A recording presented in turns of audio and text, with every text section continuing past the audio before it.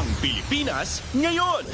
Narito na ang pinakamainit na mga balita na nakalap sa bawat sulok ng bansa. Ihahatid sa bawat Pilipino saan man kayo sa mundo. Ang Pilipinas ngayon. Pakinggan ang bawat kaganapan sa bawat lalawigan. Ito ang Pilipinas ngayon.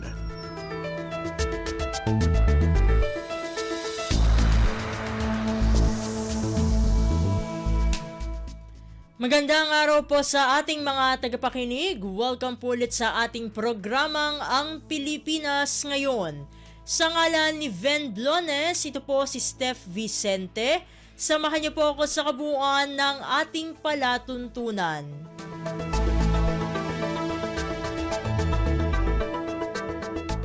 Tulad ng dati, mapakikinggan po ang ulat ng ating mga kapatid na himpilan sa probinsya, ang ating mga segmentong balitang negosyo at kalakalan, balitang sports at balitang artista, maging ang ilan sa mga pangunahing balita mula dito sa ating bansa. Yan po sa kabuuan ng ating palatuntunan, ang Pilipinas ngayon. Kumpleto, detalyadong balitaan, di papahuli sa mahahalagang kaganapan. Kamustahin ang inang bayan, ang Pilipinas ngayon.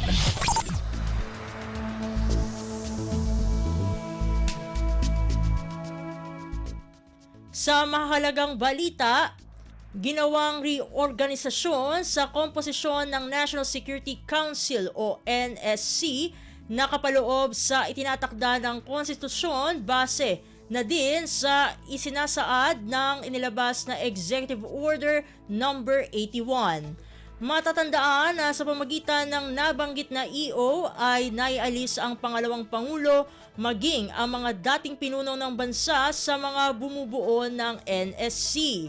Narito ang detalye ng balita mula kay Alvin Baltazar. Saklaw ang National Security Council o NSC sa kapangyarihan ni Pangulong Ferdinand Marcos Jr. para magpatupad ng reorganisasyon sa alinman tanggapan ng pamahalaan na nasa ilalim ng Executive Branch. Nakapaloob ito sa inilabas na EO No. 81 na may kinalaman sa NSC reorganization kung saan ay naalis ang Vice Presidente bilang kasapi ng konseho, ganun din ang mga dating Pangulo ng bansa. Batayan ng palasyo sa ginawang hakbang ang nakasaad sa Section 17, Article 7 na dito ay may kapangyarihan ng Pangulo sa lahat ng Executive Department, Bureau at Offices. Kaugnay nito ay pinahayag din mismo ni National Security Advisor Eduardo Año na hindi na bago ang ganitong mga hakbang gayong kahit ang ilang mga naging Pangulo ng bansa ay nagpatupad ng reorganization sa NSC. Ito ay sina dating President Ferdinand E. Marcos Sr. na nag-issue ng EO 396 noong 1972. Dating Pangulong Corazon Aquino na naglabas naman ng EO 115 noong 1986 at EO 292 noong 1987. Dating Pangulong Fidel V. Ramos na nag-reorganize din sa NSC sa pamamagitan ng EO No. 33 noong 1992 at si dating Pangulong Gloria Macapagal Arroyo na nag-issue naman ng EO No. 34 noong 2001. Mula sa Malacanang, para sa Bagong Pilipinas, Alvin Baltasar, Radyo Pilipinas, Radyo Publiko. Pasada ng mga balita mula sa Pilipinas para sa mga Pilipino saan man sa mundo. Ang Pilipinas ngayon.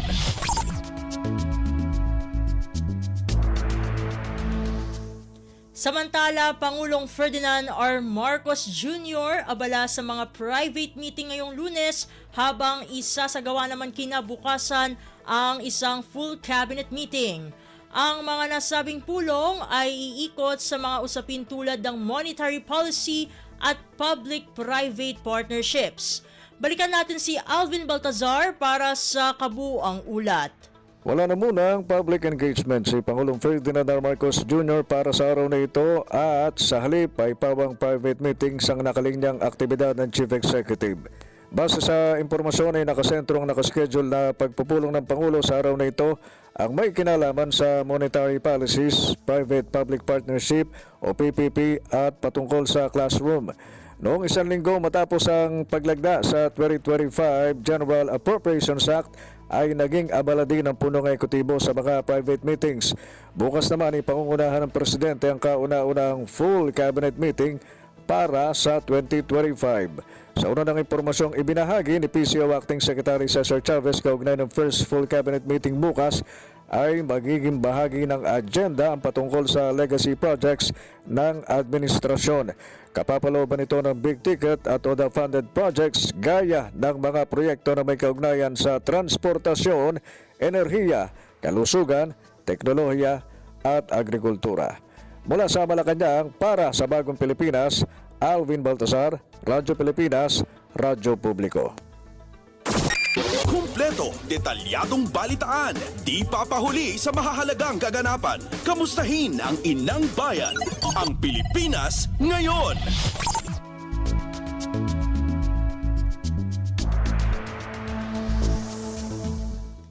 Patungkol pa rin sa monetary policy, schedule ng 2025 monetary policy meetings inilabas ng Bangko Sentral ng Pilipinas o BSP. Imbes na 7 ay magiging 6 na pulong lamang ang isasagawa ng Monetary Board ngayong taon. Ang detalye ng balita, ihahatid naman sa atin ni Melanie Valdos Reyes.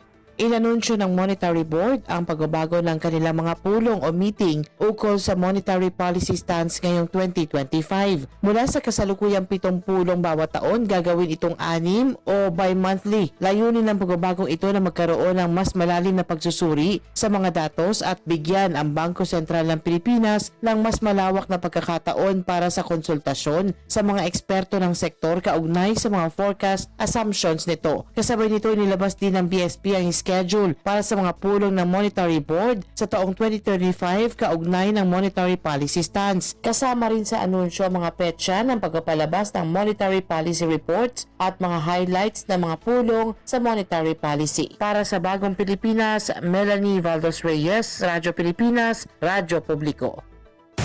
Pasada ng mga balita mula sa Pilipinas para sa mga Pilipino saan man sa mundo. Ang Pilipinas ngayon.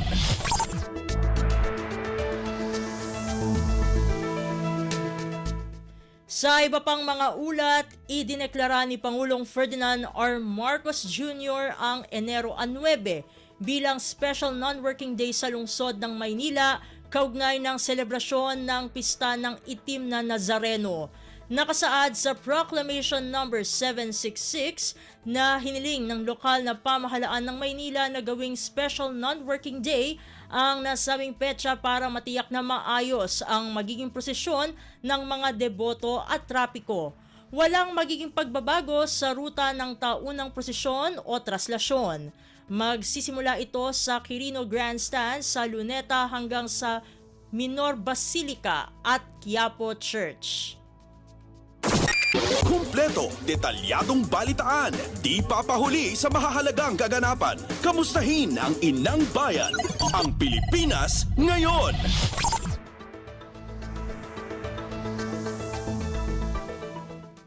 Sa iba pang mga balita, patuloy ang paghanda para sa Pista ng Itim na Nazareno kasabay ng pagsimula sa araw ng Martes, Enero 8 ng pahalik na pinakahinihintay sa selebrasyon. Ayon sa mga namamahala ng pista, magkakaroon ng 30 misa sa pagsisimula ng pahalik mula alas 3 ng hapon ng Enero 8 hanggang alas 11 ng gabi ng Enero 9, mismong araw ng pista. Ang pahalik ay isang tradisyon kung saan hinahalikan ng mga deboto ang imahe ng Jesus Nazareno, ngunit ang mga ibang deboto ay mas nais na hawakan o punasan na lamang ng kanilang panyo o iba pang tela ang imahe. Si Manila Archbishop Cardinal Jose Advincula ang mangunguna sa tradisyonal na Misa Mayor sa hating gabi ng Enero 9. Pasada ng mga balita mula sa Pilipinas para sa mga Pilipino saan man sa mundo. Ang Pilipinas ngayon.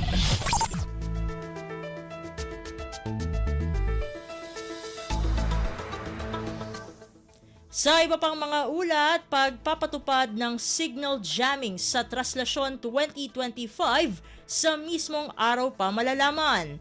Sinabi ni PNP Public Information Office Chief Police Brigadier General Jean Fajardo na nakadepende ang pasya sa isasagawang threat assessment sa Enero 9. Ang detalye ng balitang ito mula kay J. Mark Dagala.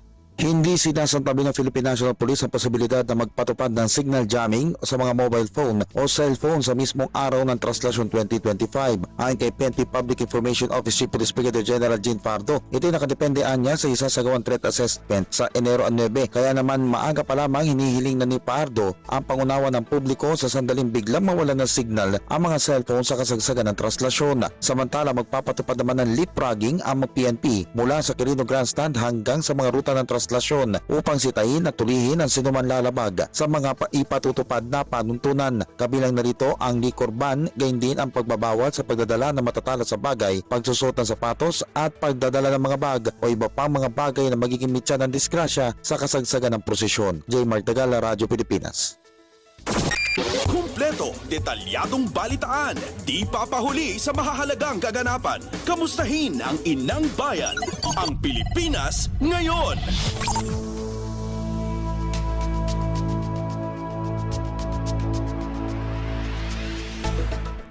Samantala, naglatag na ang Philippine National Police o PNP ng mga hakbang upang matiyak ang kaligtasan at kaayusan ng selebrasyon ng Pista ng Itim na Nazareno sa Enero 9. Ayon kay PNP Chief General Romel Francisco Marbil, kasado na ang paghahanda nito at nakipag-ugnayan na rin sila sa mga lokal na pamahalaan, religious group at iba pang ahensya.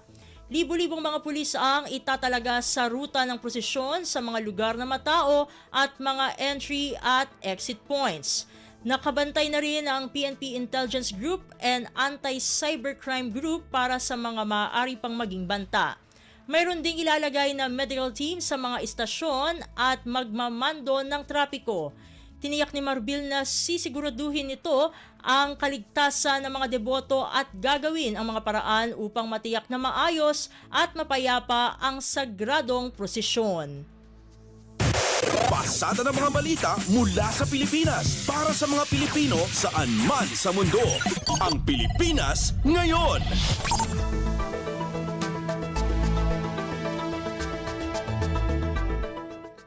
Sa iba pang mga balita, nagbabala naman ang Department of Justice o DOJ sa mga empleyado ng Philippine Offshore Gaming Operators o POGO na makakasuhan sila kung hindi sila alis ng bansa. Binigyang diin ni Justice Secretary Crispin Remulla na hindi ito palalampasin matapos ibunyag ng Bureau of Immigration na may 11,000 pang mga dayuhang manggagawa ng POGO ang nananatili sa bansa. Ito ay matapos ipagbawal na ni Pangulong Ferdinand R. Marcos Jr. ang operasyon ng POGO noong 1 taon. Kabilang sa 11,000 ang mga hindi nagsagawa ng downgrading ng kanilang visa o hindi nakaabot sa deadline o umalis sa Pilipinas. Dahil dito, mas pinaigting pa ng BI ang mga operasyon laban sa POGO para habulin at ipadeport ang iba pang manggagawa nito. Kumpleto, detalyadong balitaan, di papahuli sa mahahalagang kaganapan. Kamustahin ang inang bayan, ang Pilipinas ngayon.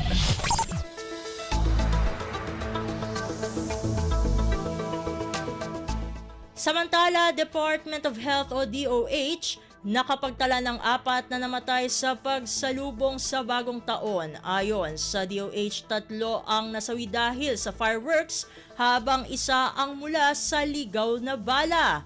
Ang detalye ng balitang ito mula naman kay Michael Rogas. Umakyat na sa 4 ang kabuang bilang ng mga namatay sa pagsalubong sa bagong taon. Ito ang datos na inilabas ng Department of Health kung saan 3 mula sa fireworks-related injuries at isa naman mula sa ligaw na bala. 36 na mga bagong kaso ng firework-related injuries ang naitala noong bisperas ng bagong taon, habang 10 kaso naman ang dumagdag noong Enero 1 at 15 kaso sa mga nakaraang mga araw. Sa kabuuan, umaabot na sa 832 ang bilang ng mga kaso na mas mataas ng 37% kumpara sa nakaraang taon. Kritis, 5-star at Boga ang nananatiling nangungunang sanhi ng mga pinsala. Kabilang dito ang pagkasunog ng balat at mga malubhang kaso ng amputation o pagputol ng bahagi ng katawan. Nananatili pa rin ang mga kabataan at minor de edad bilang paunahan biktima ng mga paputok. Mula sa lungsod ng Maynila, para sa Bagong Pilipinas, ako si Michael Rogas, Radyo Pilipinas, Radyo Publiko. Pasada ng mga balita mula sa Pilipinas para sa mga Pilipino saan man sa mundo. Ang Pilipinas ngayon.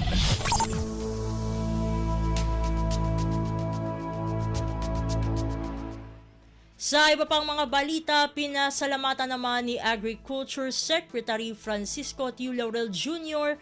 ang rice millers, importers at Philippine National Police o PNP sa kanilang suporta para maibigay ang mas abot kayang presyo ng bigas sa mga mamimili. Sa kanyang pakikipagpulong sa rice importers, pinuri ng kalihim ang rice millers at importers sa aktibong papel nito sa pagsuporta sa kadiwa ng Pangulo Rice for All Rolling Stores sa mga palengke sa Metro Manila. Ang mga kadiwa ng Pangulo Rice for All Rolling Stores ay nagbebenta ng well-milled rice sa abot kayang presyo na 40 at 45 pesos bawat kilo. Bilang karagdagan sa Kadiwa Rolling Stores at Kiosk, may mga Kadiwa Center na rin sa National Capital Region o NCR at Bulacan ang gumagana na rin. Regular na nagbibigay ang mga ito ng mga pangunahing pangangailangan at kalakal, ang Rice for All at 29 pesos na bigas para sa mga mahihirap na sektor. Ipinaabot din ng kalihim ang pasasalamat sa PNP sa pagtiyak sa seguridad at maayos na operasyon ng mga kadiwa ng Pangulo. Bilang bahagi ng pagsisikap na maibaba ang presyo ng bigas, hinimok ni Tio Laurel ang mga nagaangkat na maglaan ng bahagi ng kanilang mga inangkat na bigas ng 25% na broken grain content. Kumpleto, detalyadong balitaan, di papahuli sa mahahalagang kaganapan. Kamustahin ang inang bayan, ang Pilipinas ngayon.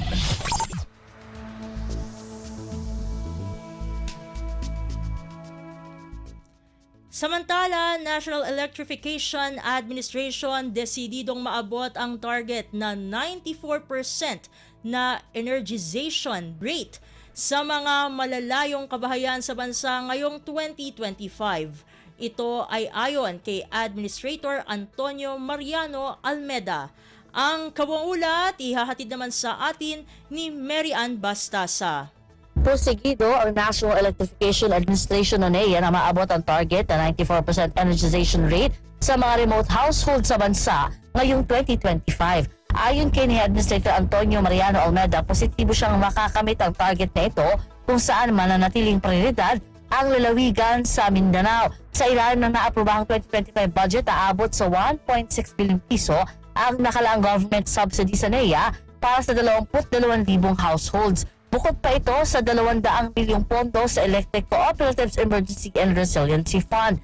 May nakalaan din ang 2 bilyong pondo para naman sa ongoing na photovoltaic mainstreaming, city electrification at barangay line enhancement programs ng NEA. Umaasa naman ang administrator na maabot ang 100% electrification goal sa taong 2028. Mula sa Quezon City para sa Bagong Pilipinas, Mary Ann Bastasa, Radyo Pilipinas, Radyo Publiko.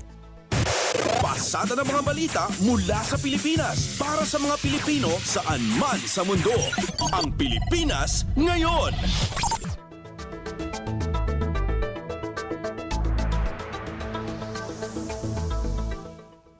Sa iba pang mga balita, pag-imprenta ng mga balota na gagamitin sa 2025 midterm elections, sisimulan ng Commission on Elections o COMELEC araw ng Lunes, Enero 6.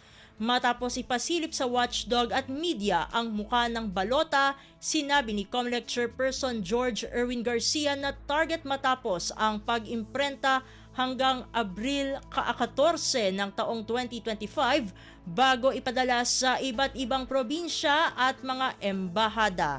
Ang detalye ng balitang ito mula kay Michael Rogas. Magsisimula na ngayong araw, January 6, ang provisional election sa pag-imprenta ng mga balota na gagamitin ng 74 na milyong botante para sa 2025 midterm election. Sa warehouse ng COMELEC sa Biñan City, Laguna, gagawin ang pag-imprenta na tatagal ng 77 araw. Ayon kay COMELEC Chairman George Erwin Garcia, target nilang matapos ang imprenta hanggang Abril 14, 2025 bago ito ipadala sa iba't ibang probinsya at mga embahada. Kahapon, ipinasilip na nakomisyon sa mga election watchdog pati na sa media ang ballot face o mukha ng balota na gagamitin sa 2025 midterm election. Nakalagay na doon ang pangalan ng finalist na mga kakandidato habang hindi na isinama ang mga na-disqualified. Mula sa lungsod ng Maynila para sa Bagong Pilipinas, ito si Michael Rogas ng Radyo Pilipinas, Radyo Publiko.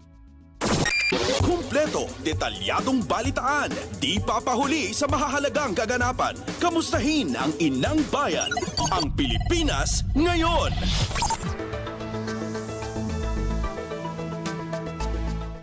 Samantala, nakapagtala ng kabuang 135,885,336 ng mga pasaherong sumakay sa Metro Rail Transit Line 3 o MRT3 noong taong 2024. Katumbas ito ng 5.3% na pagtaas mula sa mahigit 129 million na mga pasahero sa katapusan ng 2023. Umakyat din sa 5.1% ang average daily ridership sa tren noong 2024 o katumbas ng 375,474 na pasahero. Pinakamaraming pasahero ang naitala noong buwan ng Oktubre na umabot sa mahigit 12 milyon. Mahigit 900,000 naman ang mga pasaherong nakinabang sa mga libreng sakay na inalok ng MRT3 noong nakaraang taon. Kabilang rito ang libreng sakay program na inanunsyo ni Pangulong Ferdinand R. Marcos Jr. noong Disyembre 20 na may pinakamataas na single-day ridership sa taon na sumampa sa 469,930 na pasahero.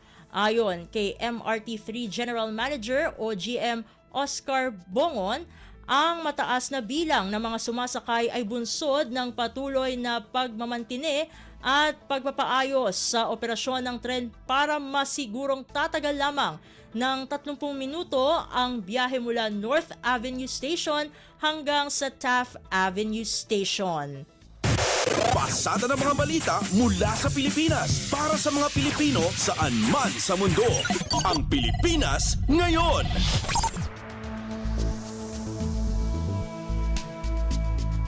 At iyan ang mga mainit na balita para sa araw na ito. Samantala, ating antabayanan ang mga ulat mula sa ating mga kapatid na himpilan sa probinsya para sa ating regional news. Balita mula sa lalawigan sa bawat rehiyon ng ating bayan. Dito sa Ang Pilipinas Ngayon.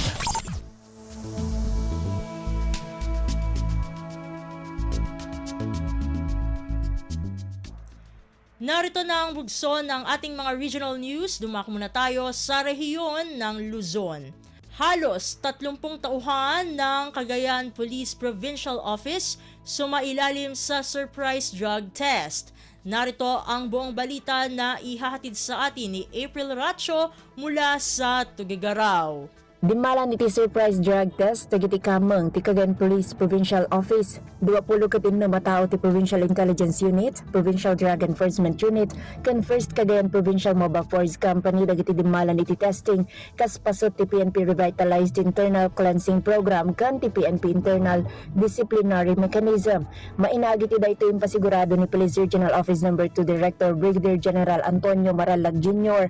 ti panagtultuloy ti determinasyon da amang supyat iti droga kan ti panang sigurado nga amin a Valley Caps kat sumursurot iti lintig kas pasot ti law enforcement. Kinuna na asaan na apalabson dagiti makipaspasot iti illegal nga aktibidad partikular iti panaglabsing iti Republic Act 9165 wenno ti Comprehensive Dangerous Drugs Act. Tinasawa a surprise drug test kat inuluan ti Regional Intelligence Division kan Regional Forensic Unit 2. Dahil ti damag manipod Tuguegarao City dahil ni April sa Lucan Racho para iti Radyo Pilipinas World Service. Balita mula sa lalawigan sa bawat rehiyon ng ating bayan. Dito sa Ang Pilipinas Ngayon.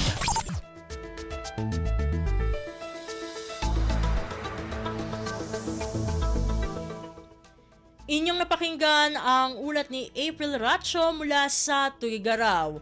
Dakuin naman natin ang Baguio City. LGU Baguio magpapaubot ng 500,000 pesos na tulong pinansyal sa Negros Occidental. Ang kabuang ulat ihahatid naman sa atin ni Jong Munar.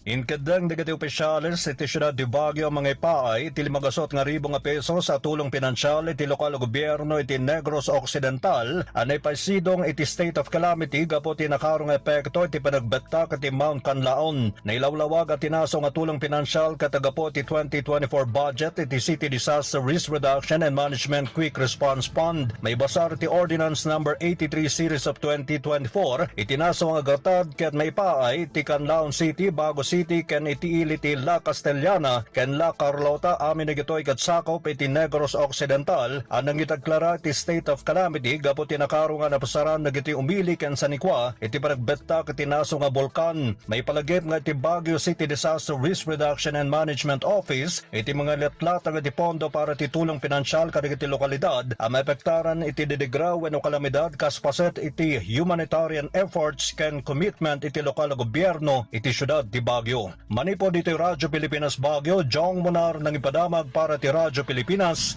World Service. Balita mula sa lalawigan sa bawat rehiyon ng ating bayan. Dito sa Ang Pilipinas Ngayon.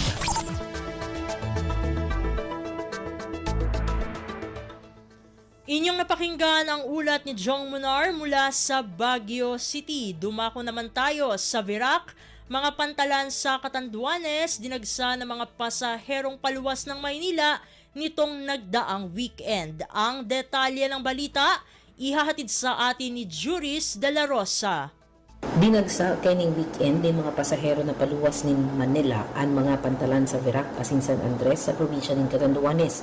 Ini matapos ang mga selebrasyon kat Pasko asin bagong taon kung sa indakol sa mga Katandunganon ang nagulit sa probinsya para makaibanan ang sa indang mga kapamilya. Halos mayo ning matukawan ang nagkapira mga pasahero sa loob ng barko asin ang iba man nagtiyaga na lang na makatupaw sa hagdan. Mientras tanto, nilinaw man in Coast Guard Catanduanes na bako ining overloading na sitwasyon sa pampasaherong barko. Yanot na sinabi kan Coast Guard na piglalauman na nindaan pagdagsa ng mga biyahero sa mga pantalan na pilang aldaw matapos ang selebrasyon ng bagong taon. Pagsisiguro kan Coast Guard, maigtingan sa indang pigigibo na pagbabantay sa mga pantalan para makapagtaon ng asistensya asin masiguro ang seguridad kan labang pasahero. Alivera Catanduanes, Juris de la Rosa para sa Radyo Pilipinas World Service. Balita mula sa lalawigan sa bawat rehiyon ng ating bayan. Dito sa Ang Pilipinas Ngayon.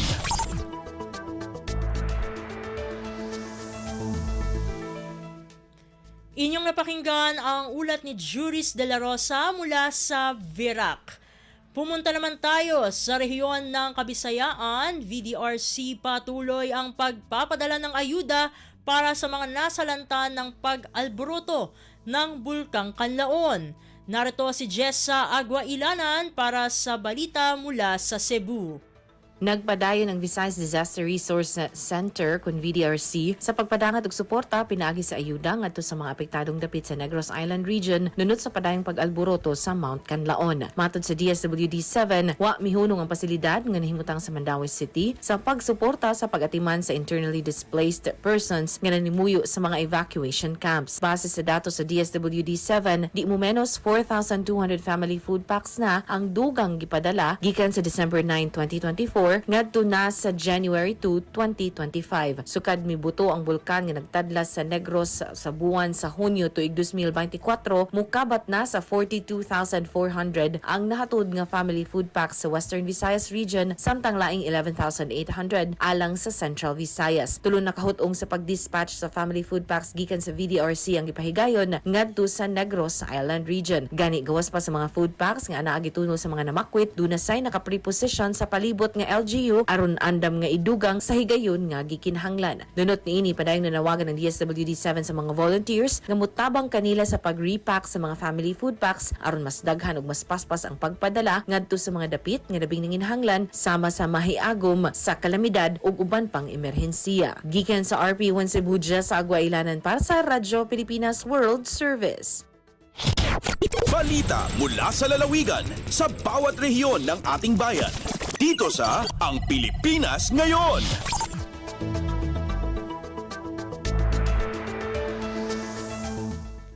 Inyong napakinggan ang ulat ni Jessa Agua Ilanan mula sa Cebu. Dadako naman tayo sa Iloilo, mga overhead wires at spaghetti wires sa lungsod ng Iloilo ipinaliligpit ng lokal na pamahalaan. Pakinggan ang kabuang ulat na ihahatid naman sa atin ni Emmy Santiagudo mula sa Iloilo. Padayon ang pagbando sa lokal nga panguluhan sa syudad ng Iloilo sa mga telecommunication kag utility companies nga himuson ng ilang mga overhead wires, particular sa diversion road sa distrito sang Mandurriao. Una na nga ginpangutod ng mga overhead wires ang Iloilo City Engineers Office ang nagligid nga semana kasunod sang pagtakop sang ultimatum sa mga telcos nga himuso ng ilang nga overhead wires sa dalan Calle Real sa city proper. Sunod kay Mayor Jerry Treñas, matapos ang Calle Real, ginpayag niya nga sa diversion road naman ang ilang nga target nga himuson ang mga overhead wires kag ang deadline para sa mga telcos tubtub Enero 15 na lang. Ginpayag sa alkalde nga parte ini sang ordinansa sang syudad nga nagamando nga himuson sang mga telcos ang ilang nga overhead o kon spaghetti wire sa Calle Real kag diversion road bilang parte sa pagtinlo kag papasiguro sang seguridad sa syudad sang Iloilo. Mula sa Radyo Pilipinas Iloilo, ito si Emero Santiagudo para sa Radyo Pilipinas World Service. Balita mula sa lalawigan sa bawat rehiyon ng ating bayan. Dito sa Ang Pilipinas Ngayon.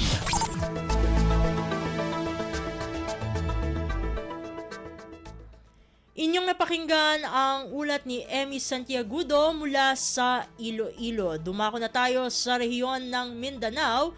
45 bahay sa itinayong Paglaom Tribal Village sa Surigao del Sur formal na ipinagkaloob ng National Housing Authority Caraga sa mga pamilyang IPs.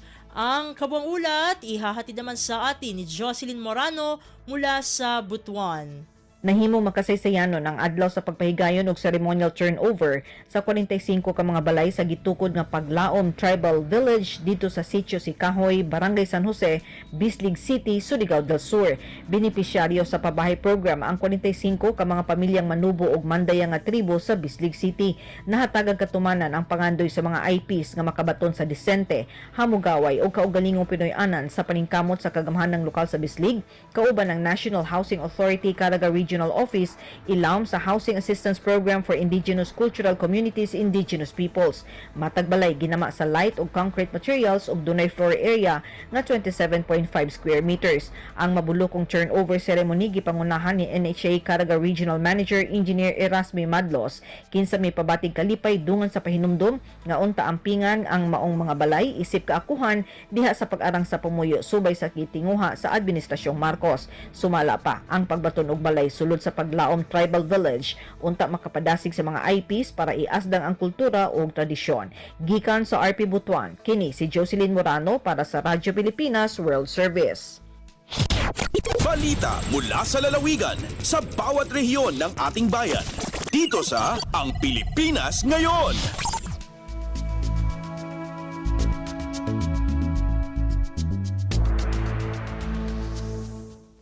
Inyong napakinggan ang ulat ni Jocelyn Morano mula sa Butuan. At dito na nagtatapos ang ating regional news.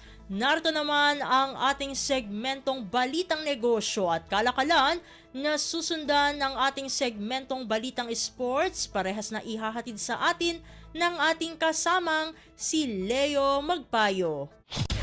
Lagay ng ekonomiya, kalakalan, negosyo at iba pa. Atin ang alamin dito sa Ang Pilipinas Ngayon. Magandang araw. Narito na po ang Balitang Negosyo at Kalakalan. Plano ng Bangko Sentral ng Pilipinas o BSP na palawakin pa ang liquidity absorbing facilities nito upang magamit ang sobrang liquidity ng mga bangko at non-banks. Kabilang ito sa tinalakay ng BSP sa International Monetary Fund o IMF sa kanilang pinakahuling pagbisita sa bansa. Ayon sa Central Bank, kabilang sa kanilang gagawin ang pagpapalawak ng access sa kanilang monetary instruments gaya ng expansion ng kanilang eligible counterparties, eligibility ng BSP bills bilang collateral at flexibility ng mga auctions nito. Layo nitong paghusayin ang market operations kabilang na ang securities at term deposit facilities ng BSP. Para sa third quarter ng taong 2024, umaabot sa 2.1 trilyong piso ang excess liquidity ng mula sa banking industry. Sa ngayon, inirekomenda ng IMF ang reactivation ng interest rate swap o IRS market upang mas ma-develop ang fixed income at monetary policy transmission ng BSP. Lagay ng ekonomiya, kalakalan, negosyo at iba pa. Atin ang alamin dito sa Ang Pilipinas Ngayon. Umaabot sa 31.5 bilyong dolyar ang kita ng Contact Center Association of the Philippines o CCAP para sa taong 2024. Habang nasa 1.62 bilyon naman na trabaho ang naipagkaloob ng industriya sa mga Pilipino. Ayon kay CCAP President Mikey Ocampo, ang paglago ng Information Technology Business Process Management o IT-BPM ngayong taon ay dahil sa cost efficiency, availability ng high-quality talent, infrastructures at matatag na suporta ng gobyerno. Anya, nakikita rin niyang magbubukas ng oportunidad ang mga bagong teknolohiya at artificial intelligence o AI, data analytics, cybersecurity at cloud solutions sa industriya. Ayon kay Ocampo, mahalaga na maging handa ang mga manggagawang Pilipino sa transition ng industriya mula sa traditional contact center service para maging complex o ang knowledge process outsourcing o KPO-based services. Lagay ng ekonomiya, kalakalan, negosyo at iba pa. Atin ang alamin dito sa Ang Pilipinas Ngayon. Target ngayon ng Subic Bay Metropolitan Authority o SBMA na dumami pa ang cruise ship arrivals sa Freeport ngayong taon. Ito ang inihayag ni SBMA Port Operations Senior Deputy Administrator Ronnie Yambao sa ginawang pag-welcome ng SBMA sa kauna-unahang pagdaong ng luxury cruise ship na MV Silver Dawn sa Subic. Ang MV Silver Dawn na bahagi ng prestiyosong Royal Caribbean Group ay dumaong sa bansa noong Disyembre 31, lulan ang mahigit na 1,000 mga pasaherong turista. Ayon kay Yambao, bilang siya ang chairperson ng SBMA Cruise Ship Industry Committee, hangad niyang maabot ang 20 cruise ship arrivals ngayong taon. Sa ngayon anya, may mga nagkumpirma na ng kanilang pagdating sa bansa, kabilang dito ang MV Blue Dream Star na darating sa Abril, Mayo at Hulyo at ang Viva V Odyssey sa Setyembre. Sa ngayon, patuloy ang pakikipag-ugnayan ng SBMA sa Department of Tourism sa pagpapalago ng Subic Bay Cruise Ship Tourism. Lagay ng ekonomiya, kalakalan, negosyo at iba pa. Atin ang alamin dito sa Ang Pilipinas Ngayon.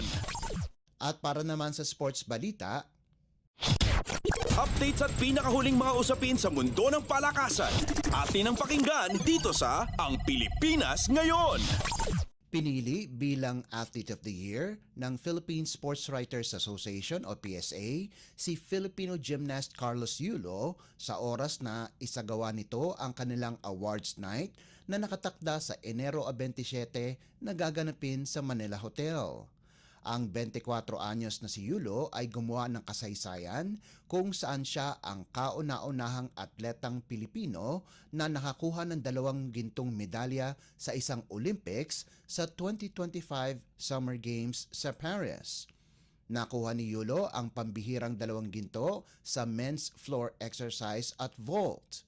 Si Yulo ang kauna-unahang gymnast simula pa ni Pia Adel Reyes noong 1997 na kinilala bilang Athlete of the Year ng pinakamatandang media organization ng bansa. Bukod sa Athlete of the Year, ilang awards din ang ipamamahagi sa naturang kaganapan.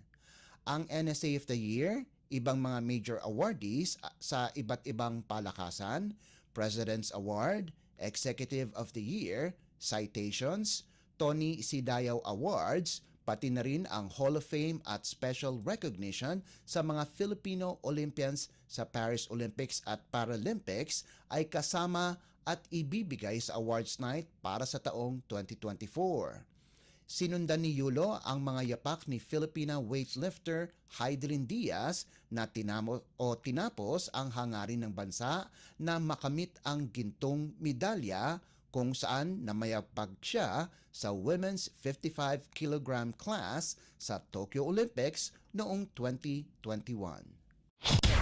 Updates at pinakahuling mga usapin sa mundo ng palakasan. Atin ang pakinggan dito sa Ang Pilipinas Ngayon. Pagkatapos ang paglalaro sa youth, tangka ni Filipino-American swingman Caleb Harris na maglaro naman sa senior national team na Gilas Pilipinas. Habang sinabi na ni Gilas Pilipinas head coach Tim Cone na gusto niyang mapanatili ang kasalukuyang lineup ng mga players, naniniwala si Harris na mayroon siyang kayang may ambag sa koponan.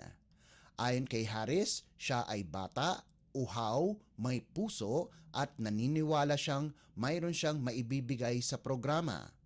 Si Harris ay ang unang naglaro para sa Gilas Pilipinas noong 2022 kung saan siya ay 16 anyos lamang. May dugong Cebuano si Harris, subalit sa Nashville, Tennessee ito lumaki. Subalit no-brainer daw para sa kanya na irepresenta ang Pilipinas sa mga international competitions. Malaking salamat sa kanyang lola na panay ang kwento sa kanya tungkol sa Pilipinas. Representa ni Harris ang Pilipinas sa FIBA Under-16 Asian Championships noong 2022 kung saan siya nag-average ng 10.3 points at 6 na rebounds sa loob ng 6 na laro. Naglaro din ito para sa Phil Nation noong 2023 sa Smart NBTC National Finals. Kinumpirma ni Harris ang kanyang availability para sa Gilas sa FIBA World Cup 2027 Asia Qualifying Window, sa Southeast Games ngayong taon at sa Asian Games sa Japan sa susunod na taon. Kasalukuyan naglalaro para sa Gulf Coast State College, layunin ni Harris na makapaglaro sa NBA. Siya ay maglalaro sa Florida ng 2 taon bago tumungo sa Division I sa Nevada para maglaro kay Coach Steve Alford. Inaasahan na makikipagkita ito kay dating national team head coach Tab Baldwin, subalit sinabing hindi naman siya maglalaro para sa Ateneo de Manila University. Updates at pinakahuling mga usapin sa mundo ng palakasan. Atin ang pakinggan dito sa Ang Pilipinas Ngayon. Nahinto ang impresibong performance ni Kai Sotto sa Japan B-League kung saan nagkaroon ito ng injury sa kanyang kaliwang tuhod sa pagkatalo ng Koshigaya Alphas sa Mikawa Seahorses 79-77.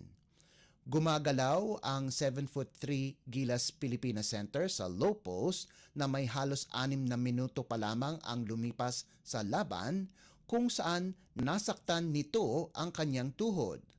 Nanatili sa court si Sotto subalit hininto ang laban at siya'y inakay palabas ng court ilang minuto ang nakalilipas. Kahit hindi na nakabalik sa laban si Sotto, bumalik naman ito sa bench para panoorin ang natitirang laban na nakikitang magandang senyales. Subalit dumating ang injury kung saan ang Filipino Center ay dinodomina ang B-League season na nagbigay ng double-double averages para sa Alphas.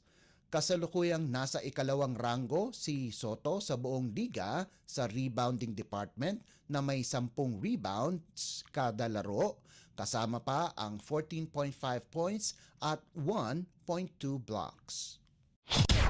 Updates at pinakahuling mga usapin sa mundo ng palakasan. Atin ang pakinggan dito sa Ang Pilipinas Ngayon.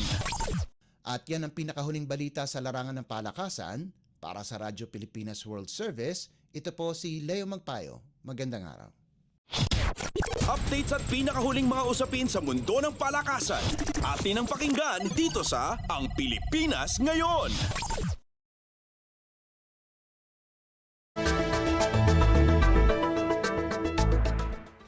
Maraming salamat Leo para sa ating mga segmentong balitang negosyo at kalakalan at balitang sports. Samantala, narito naman ang ating segmentong balitang artista na ihahatid sa atin ng nag-iisang si Mama JT. Ang latest, ang hottest sa showbiz and entertainment. Heto na sa Ang Pilipinas Ngayon.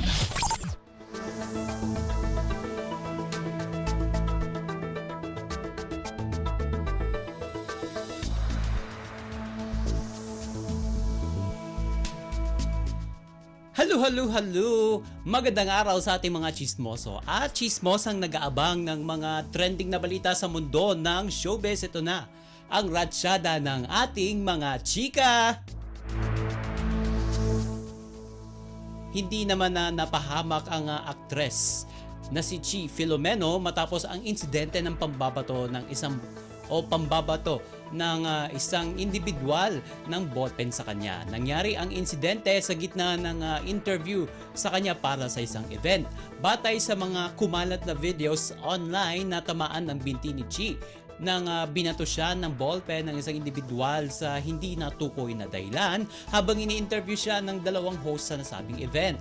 O kahit ganon ang nangyari ay the show must go on pa rin ang atake ni Chi at deadma ito sa insidente. Hindi rin mayaalis sa isipan ng mga netizen ang insidente at itinuring nga itong banta sa dalaga at pinayuhan siya ng mga ito na magsampa ng reklamo. Sa ngayon ay wala pang inilalabas na pahayag ang kampo ni Chi hinggil dito.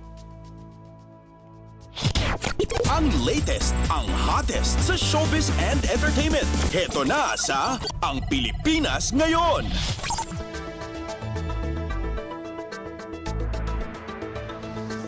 At sa iba pa nating chika for today, inamin ng ultimate leading man na si Piolo Pascual na niligawan niya noon ang Pinoy Big Brother host at singer na si Tony Gonzaga. Sa YouTube channel ni Tony na nakapanayam nito si Piolo at inilahad ng huli ang naging panliligaw nito sa TV host singer. Ngunit tinawanan lang ni Tony ang pag-amin na ito ni Piolo sa nasabing interview. Dati na nga nagkasama ang dalawa sa pelikulang Starting Over Again noong 2014 na ayon sa isang Hollywood-based entertainment website, kumita ito ng halos 30 milyong piso sa pagpapalabas nito sa Estados Unidos. Samantala sa kaparehong interview, inilahad ni Piolo na 13 taon na itong single.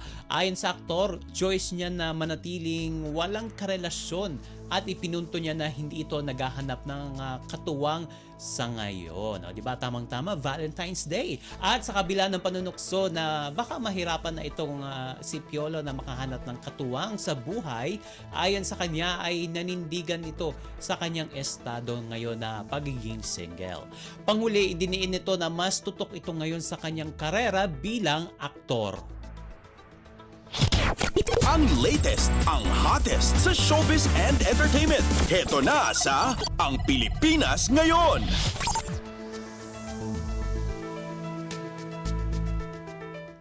At sa uli nating chika for today, wala pa man ang Valentine's Day pero may mga celebrity na ikakasal na this year.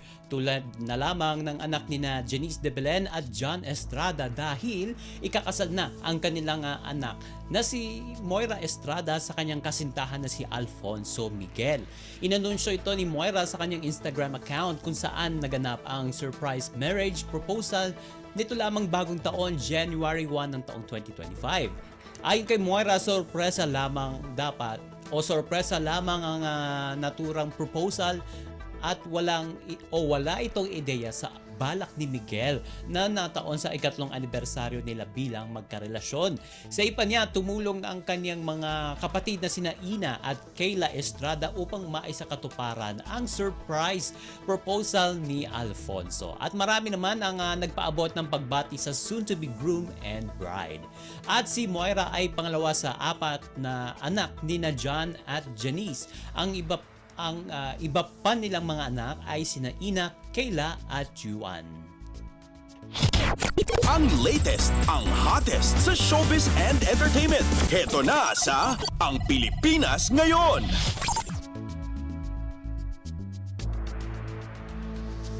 And OMG, wala na tayong sapat na oras para sa ating balitang artista. Maraming salamat mga ka-chismis sa pakikinig sa aking mga chika.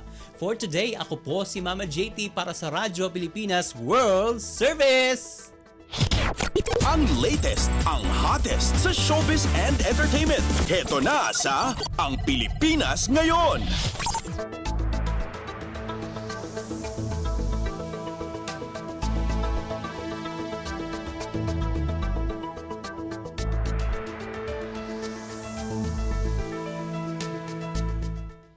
At yan ang naging kabuuan ng ating programa para sa araw na ito. Samantala, magpapasalamat muna tayo sa ating mga nakasama sa ating transmitter site sa Tinang. Sa studio, kasama natin si Milo Jonella, Susan Aison at Anthony Pimentel. Pinasasalamatan din natin ang ating executive producer para sa araw na ito na si Jerome Toledo. Salamat din sa mga naghatid ng mga ulat mula sa Kamaynilaan at mga probinsya, pati na rin ang naghatid sa atin ng mga segmentong Balitang Negosyo at Kalakalan at Balitang Sports na si Leo Magpayo at ng segmentong Balitang Artista na si Mama JT. Siyempre, maraming salamat sa ating station manager na si Mr. Ray Sampang. Maraming salamat po hanggang sa susunod na edisyon ng ating palatuntunan. Huwag kalimutang mag-like, mag-follow at mag-subscribe na sa mga social media account ng Radyo Pilipinas World Service upang maging laging updated sa mga mahahalagang balita.